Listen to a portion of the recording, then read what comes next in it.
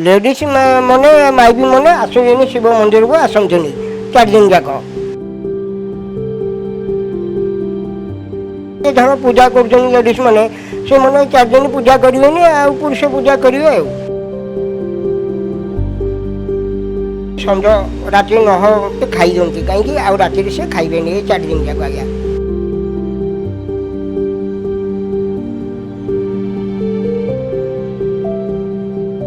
वंदे दमातिं सुरगुरुं वंदे जगत्कारणं वंदे पर्णगभूषणं मृगधर वंदे पशूनां पतिं वंदे सूर्यशशाङ्कवह्निनयनं वंदे मुकुन्दप्रियं वंदे भक्तजनाश्रयं च वरदं वंदे शिवशङ्करं वंदे शिवशङ्करं वंदे शिवशङ्करं। ओम नमः शिवाय, ओम नमः शिवाय, ओम नमः शिवाय। देवदेव महादेव। आमे आज रज महोत्सव खोर्धा जिलार दक्षिणमुंड ग्रामर रामेश्वर मंदिर प्रांगण अच्छु। कथा हुए रज समय मंदिर मानक पूजा हुए ना, पहड़ फिटे ना, किंतु मो सहित अच्छा भाईना पचारि बुझा जे शिव मंदिर खोला रही, शिवंठे पानी लगी कौन रही परंपरा तो सेमती किसी कहनी जोटा कहबी शिव मंदिर जोटा नीति नियम अच्छी तार जो सका भोग दीपर भोग तापते संजय को भोग तापते सका आरती संजय को आरती मझे दीपर भी आरती जो होती नीति तो आउ तो बंद हो पारे एटिकी लेडीज मैंने माइबी मैंने आसनी शिव मंदिर को आसनी 4 दिन जाक रज आसती घरे भी ये परियापतर अमक समक किसी कटाकटी भी करती ये भी ठाकुर भी गाधाती पुरुष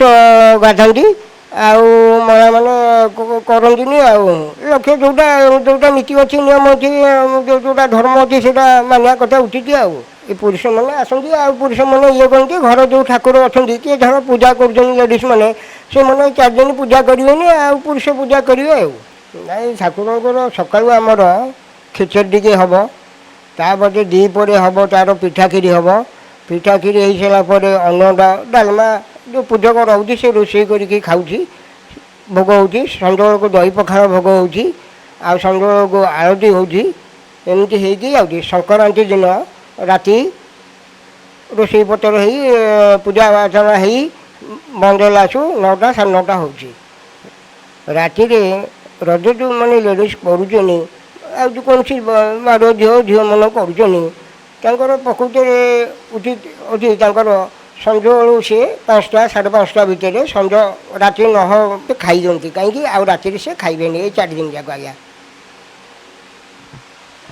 ताहले भाईना कहवा अनुजाई रज समय आप देखिथे आमर माँ हंतु आमर माउसी हंतु खुड़ी हंतु जो माने आम पिलादिने जहाँ देखीछे सेतेबेले आम माँ माने बा आम पूर्वज माने जो माने सेतेबेलर महिला माने थिले से माने आज भी जो माने अछंती बयस हो गलानी संध्या समय उपगत पूर्व से माने खाद्य ग्रहण करिथांती रात्र समय से माने खाई न थांती। आपण देखिथिबे आम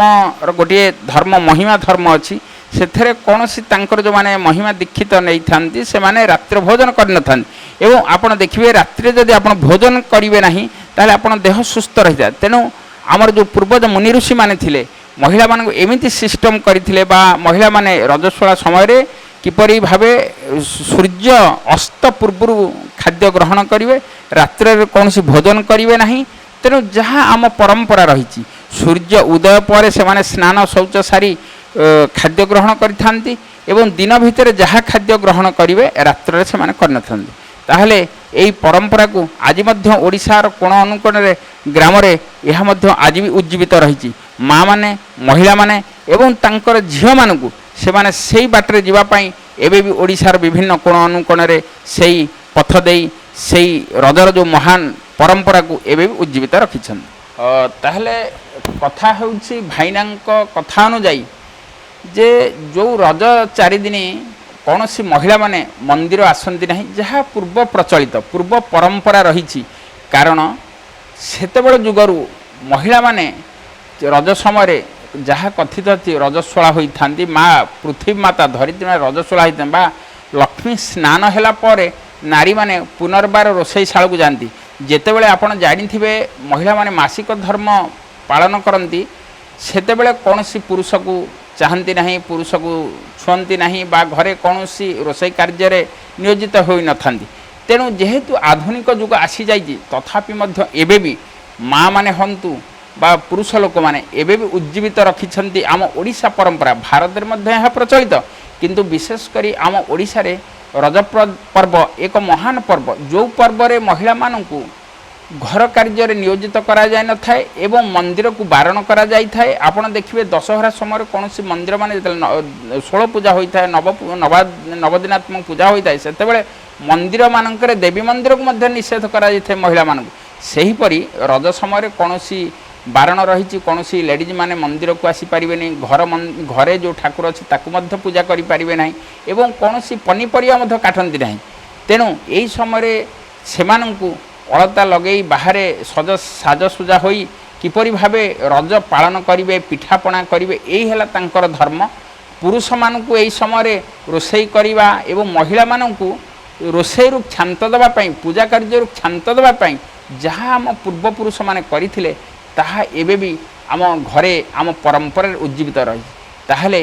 ଆମେ ମଧ୍ୟ ସେହି ପରମ୍ପରାକୁ ବଜାୟ ରଖିବା। ଆଧୁନିକତାର ସ୍ପର୍ଶ ଆମ ପାଖରେ ଆସିକି ପହଞ୍ଚିଲେ ମଧ୍ୟ ଏହି ପରମ୍ପରା ଆମର ଉଜ୍ଜୀବିତ ରହିବ, ଓଡ଼ିଶାର ମାନ, ଓଡ଼ିଶାର ପରମ୍ପରାକୁ ରହିବ। ଆମେ ମୁଣ୍ଡ ମୁହାଣରୁ ମୁଁ ସୁକାନ୍ତ ମହାନ୍ତି, ମୋ ସହିତ ଉମେଶ ବାବୁ, ଓଡ଼ିଶା ସୂଚନା।